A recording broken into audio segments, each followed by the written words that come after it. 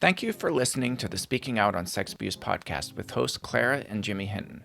If you're new to the podcast, please look us up on your favorite podcast app, subscribe, like, and share so that you never miss an episode. If you'd like to further support us, visit patreon.com/speakingout and check out the different rewards.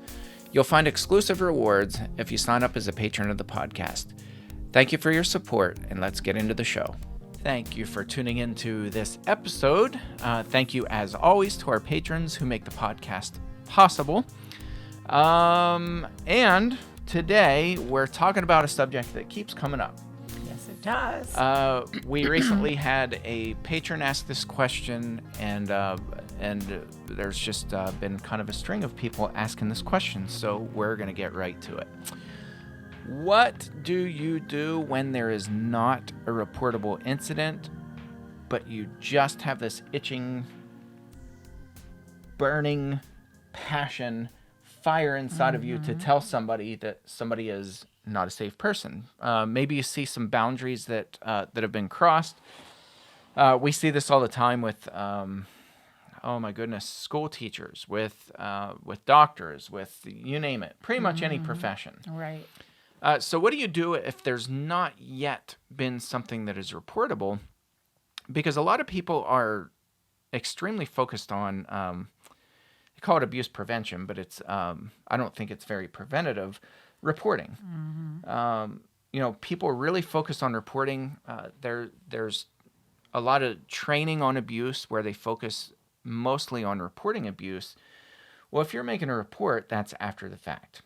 I always call that after the fact damage control. We want to talk about prevention, but even if abuse has been reported, the vast majority of the time, there's not going to be, sadly, not going to be an investigation. That's just a reality. It's a reality, and it's a sad reality for us to think that, okay, here's this person that in our hearts and minds, we pretty much know is crossing boundaries and abusing. Mm-hmm. But it's not quite reportable according to the legal guidelines. Yeah. And I think that's what we're talking about here. Or a report has been made and it was considered unfounded. Right. But yet there are credible allegations of abuse. So what do you do with that? Right. And a lot of people say, well, it goes back to what we talked about with some of the responses to James McDonald. And they said, well, he's not been found guilty in the court of law, so you shouldn't even be talking about this. Right. Even though he actually had charges pressed against him by the police.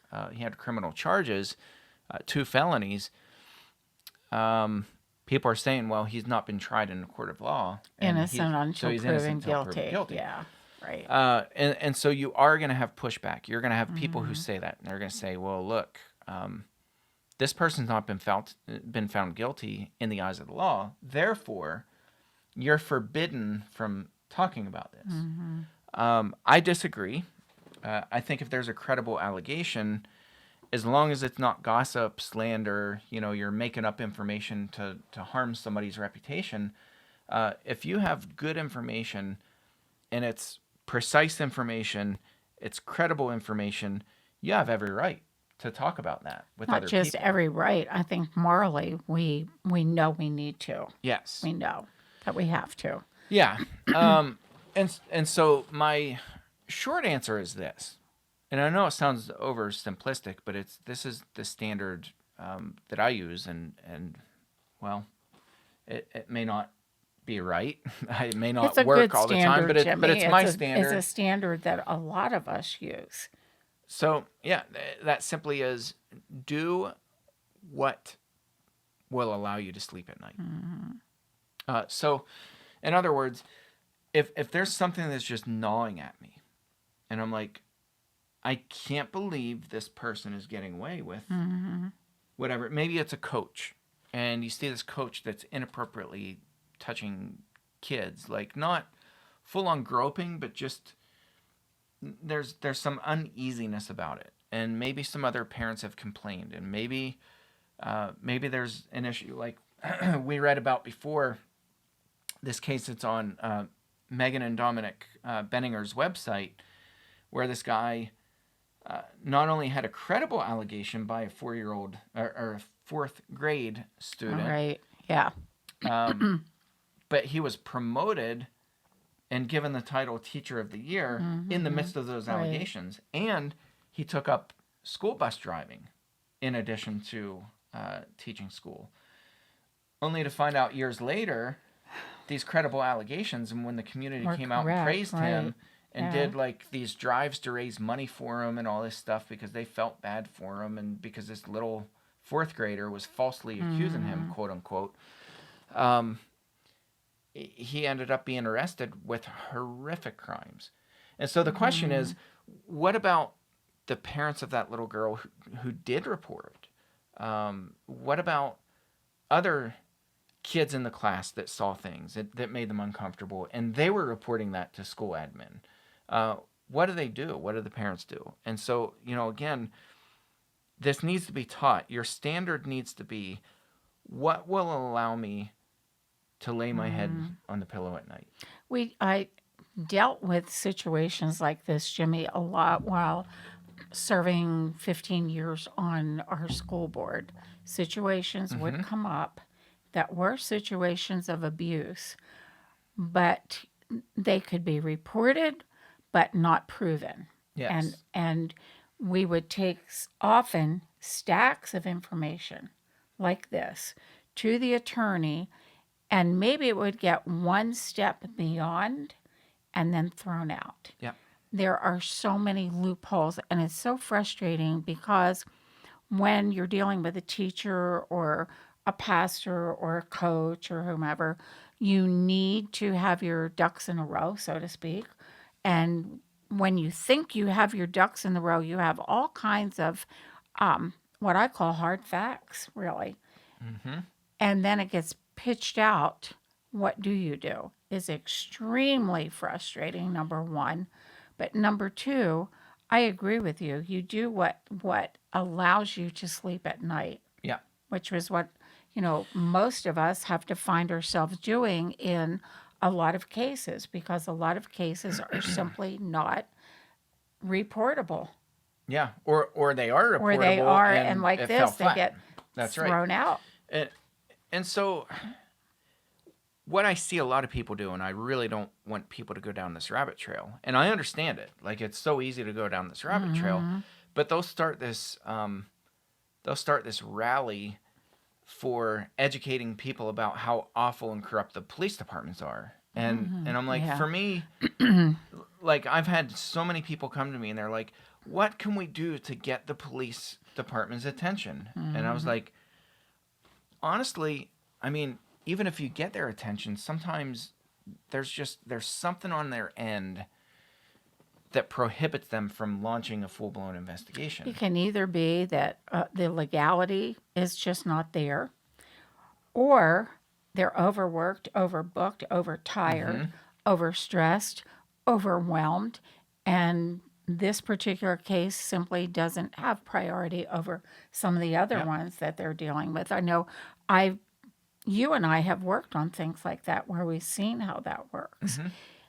Doesn't mean that every police force is corrupt or bad or lazy or non-caring. It simply means there's a reason. Yeah. Or there could be incompetency.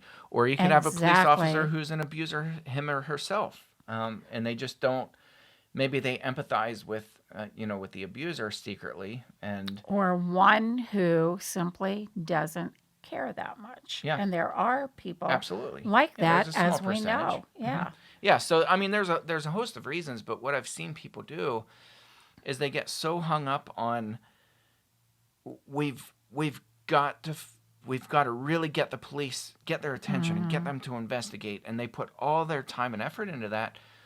When in the meantime, this person's going on and likely abusing more and more victims. Right. And so the question is, what will allow you to sleep at night? Not necessarily what will stop the abuser right now, because sometimes there's, short of their heart being arrested, falling over of a heart attack, these abusers are so persistent that they will not stop.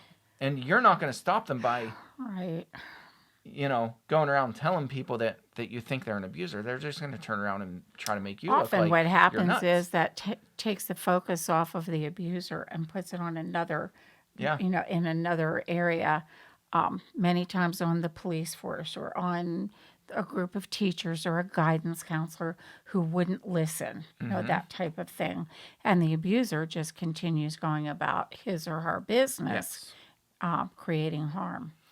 Yeah. So there are a couple things that are kind of I guess my zone, where I feel like I've done enough that I can lay my head down on the pillow at night. And believe me, sometimes it's not easy because you know that passing this information on, again, these are non-reportable incidences.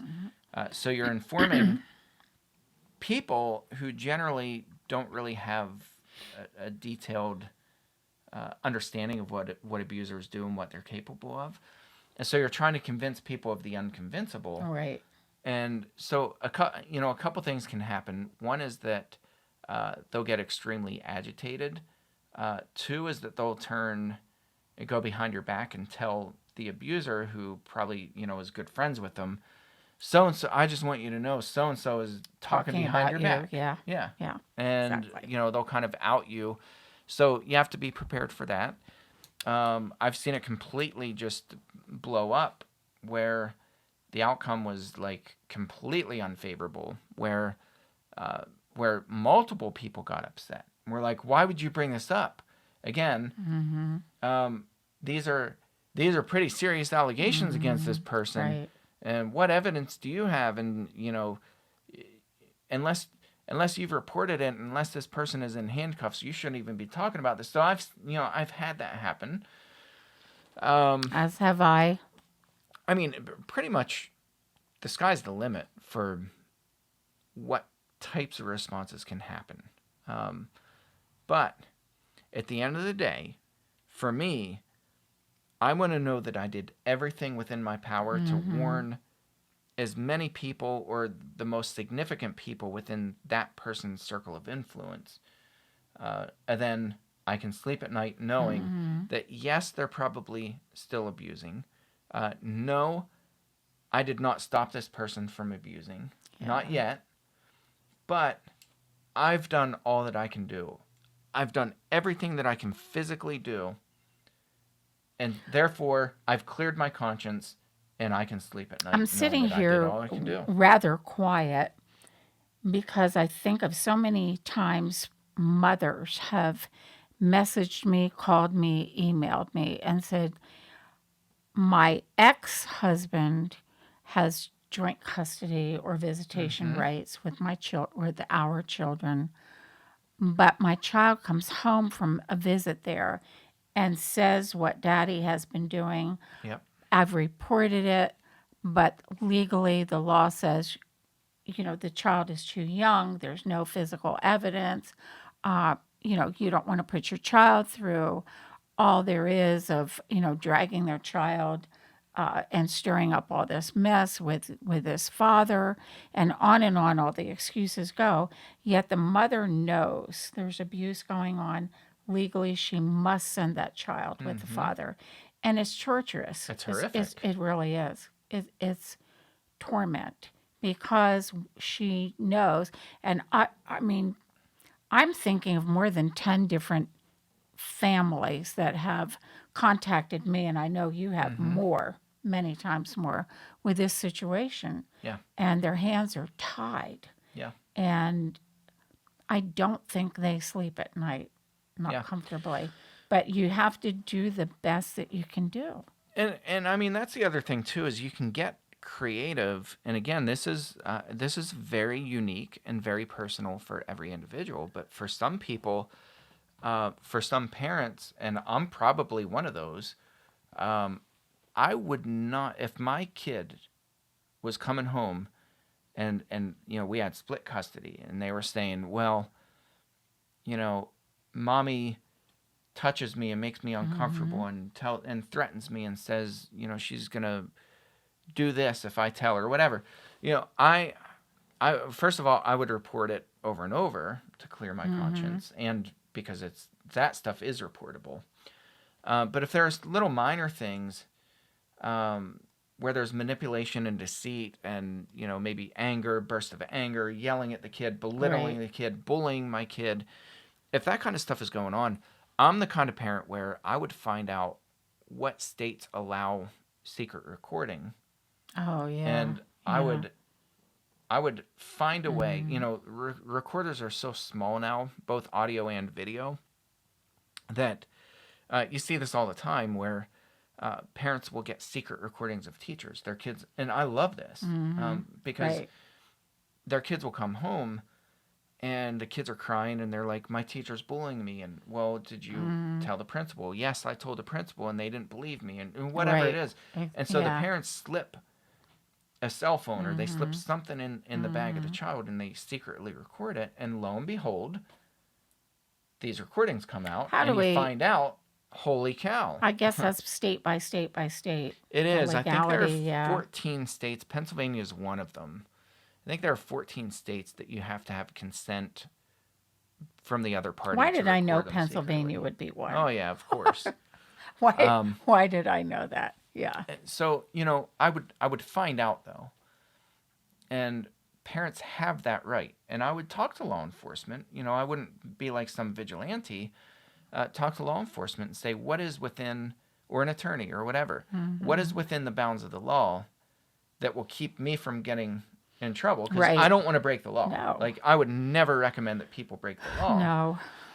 No. But find out what's within my rights as a parent, that if my child keeps coming back and they're saying these sorts of things, what can I do so that I know beyond the shadow of a doubt, I know what's being said to my kid.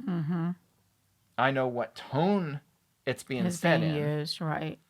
And I kind of have ears, while my child is over here, and I can find out. If my kid is being made to be uncomfortable in any way, I'm going to hear that or see that with some kind of a recording or whatever it is, So think outside the box and say, what is it that will clear my conscience?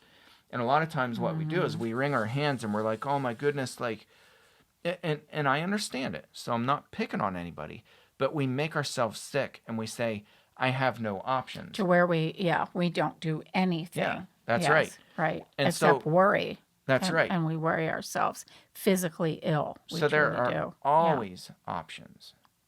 There are always options. I think another thing to do is make friends, not enemies, with our local police, with our guidance counselors at school, and we have to have allies to help us. We have to have people in our corner. 4 eyes are always better than 2. Yeah. And eventually, I always say this, abusers mess up.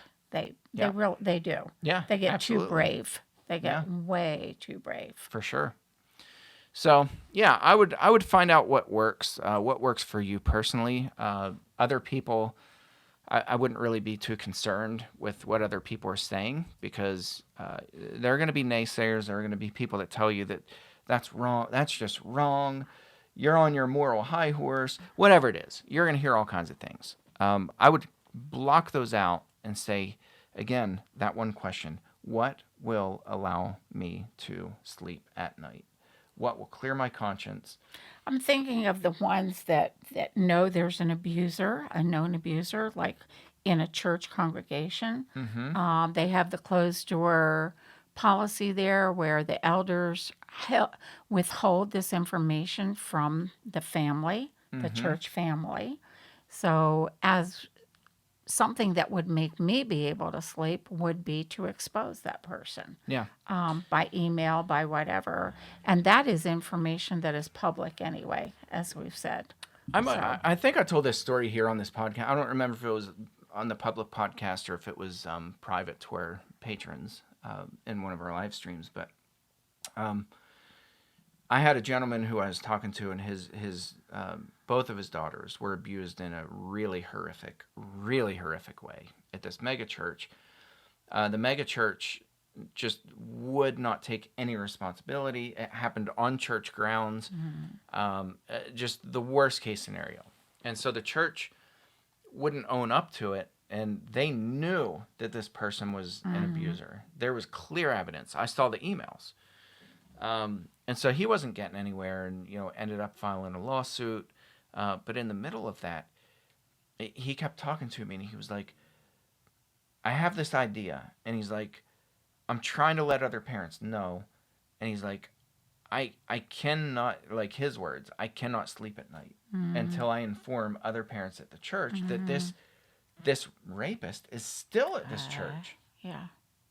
He's still there after there's crystal clear evidence. There was, beyond the shadow of a doubt, there was evidence. Like he's in prison now. Okay. But in the meantime, the church was keeping it hush hush, and he was still at church. And so he said, I want to get the attention of the parents. So he's like, what I have in mind is I'm going to stuff envelopes on all the cars in the parking lot during worship service. Yeah, I remember and he telling about sent me that, the letter right. that he wrote to the parents, and which he didn't need my approval. I think he just wanted validation that he wasn't crazy. Right. And so I was like, man, like I can't tell you what to do. I really can't. I can't give you advice. I can just tell you, follow your heart. Right. And so he ended up doing it. He stuffed envelopes under the windshield wipers of all the cars. And then he had this idea. He wanted to fill this bag with like a big, like a trash bag with lemons. And he wanted to roll them across. I remember this part. Yeah, so he wanted to roll them across the stage in the middle of their most attended service, and talk, and shout out, like, so-and-so abused my children, and the church is full of lemons because they refuse to do anything about it. And lo and behold, he did it. Did he do that? I don't remember that story. And so okay. We had a phone conversation after, and he was telling me about this, and I said, how did it make you feel? Yeah. And he said, honestly, really good. He's like, it felt great. And he's like, sure, yeah. I knew it was just making a statement. He's like, I knew rolling lemons across the stage is going to do nothing to stop an abuser. It's not going to change the minds of the church leaders. He's like, I knew that. I went in there knowing that. He's like, I did this for my girls. I did this for my own peace of mind. Yeah. To say, I did everything within my power to inform the church and to let other church members know. And sadly, sometimes that's all we can do. That's it. That's right. That's it. But that's what cleared his conscience, and he was able to sleep. Right. So that's what I mean. Like, there are a plethora of ideas. There's a number of ideas that you can do. Going to the police and, making a report and having that fall flat is not your only option.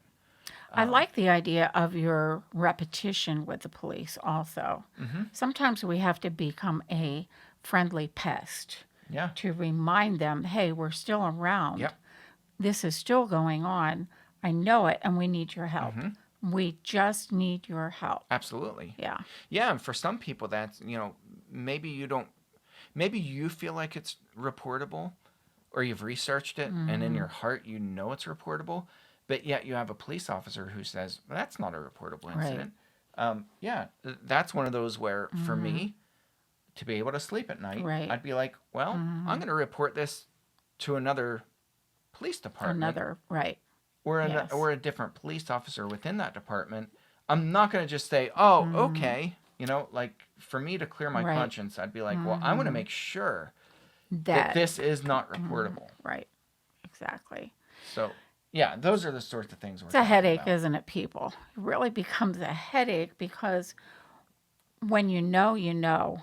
I really feel like that's a God-given gift that some of us have, that when we know we're in the presence of an abuser, we know. Yes. And yet, sometimes there's just not that evidence there to prove it. Such was the case with your dad for years and years. I knew there was something wrong, but what that something wrong was, I had no idea and couldn't prove it. Nothing added up. Nothing. There were things now, as I look back, that all kinds of light bulbs go on like a neon sign, really. But during that time, there was nothing except my gut feeling that there's something very wrong with this man. Mm-hmm. And, But that's one of those that's when you not sit reportable. on, but when you sit on that, you Mm-hmm. don't sleep well. No. And you're like, oh my goodness, No. like I should have told somebody that, like looking back in hindsight, of course. And there was an incident that happened. He always loved taking teens to these youth rallies. He took a group of teens to a youth rally, and I can still see him now standing on the steps, that top step at the church building where you preach. And there were 5 teenagers around, all girls. And out of the clear blue, he dropped his pants and he mooned them. Mooning was a big thing back years ago.